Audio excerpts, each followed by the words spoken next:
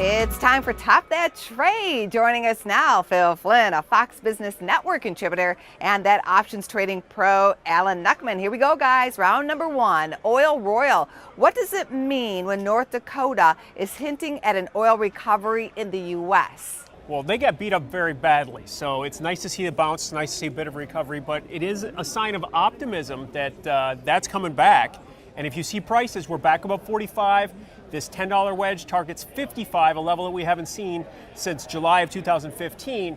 And also optimistic is if you look at CNX, the rail, they are up near highs, and they're a big shipper of that North Dakota crude, so maybe that's a positive sign. I think he's right about the railroads. They got really beaten up on this commodity crush, and they were booming, obviously, when commodity prices were going well.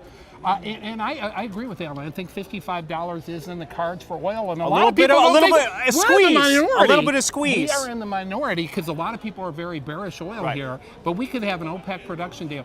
You know, the thing you want to keep in North Dakota, there's a lot of drilled but uncompleted wells. There's a lot of companies. If we get oil prices back to 50, a lot of those wells are going to come back online, and that's going to be good for North Dakota. It's going to be good for the economy. And we have a new pipeline coming down, don't we? We have the new pipeline to get some of that oil down to the Gulf Coast so we can get it out to the rest of the world. Round number two, love and hate. What hated stock do you love the most? A couple of ideas. Weight Watchers and Herbalife. I don't think he's ever hated a stock since I've known him. Has there ever been a stock you hate? This is an opportunity to look at stocks that are heavily shorted. Sometimes they get squeezed because everybody's so on one side of the trade. That's what we were talking about in crude oil. That's what I think is going to happen in crude, that everybody's negative. We know the supply situation, but actually demand is increasing in crude in 2017 to go back, just not at the rate that people had looked for in the past, but it's still a demand increase. But anyways, to get back to shorted stocks, the two that I like are in the similar space here. We've got GoPro and we've got Fitbit. They're both trading around $16. They've been in a range, a $4 or $5 range since January the 1st, going absolutely nowhere. So how much more downside is there if they're already down 40% on the year?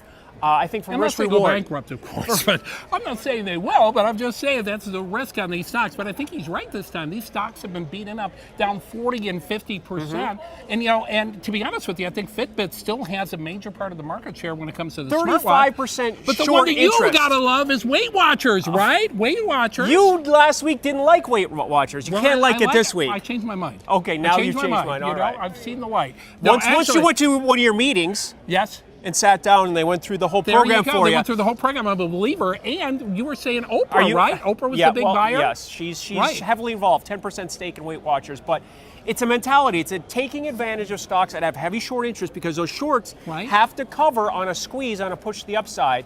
And so that can give the market a little bit of a bump. I don't like GoPro here. I think that's a fad that's gone away. That's a stock I would stay away from. Strictly technical. These are strictly technical plays for me. Absolutely. GoPro has been traded between 16 and 10. It's at 16, so that targets 20 on a quick move. Not an investment, but a trade. No flip-flopping on this question. Round number three, vacay value. The Mexican peso traded at 20 to the dollar, with some people blaming Hillary Clinton and Donald Trump for the rise and the fall of the currency. So how do you play it? First of all, there's a lot of conspiracy theories out there. Now, the one that I read, like economists were saying this. These are professional, learned gentlemen, and women.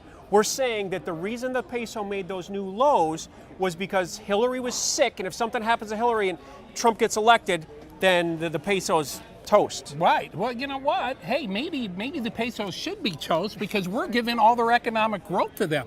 Look at the economic performance of Mexico and the United States during the time President Obama was in office. They're kicking our butt. The lesson we learned. 7% growth. And you want to know why a lot of our jobs are going to Mexico? Because the cost of having an employee in Mexico is 40% less than it is in China right now. So maybe we need to wake up a little bit and find out why Mexico is growing so well and we are subpar. So I wanted to intentionally put politics in a question instead of you putting your politics into my answers. Right. So that's where we've gone. But I looked at the chart. The peso's gone straight down for 20 years. Right.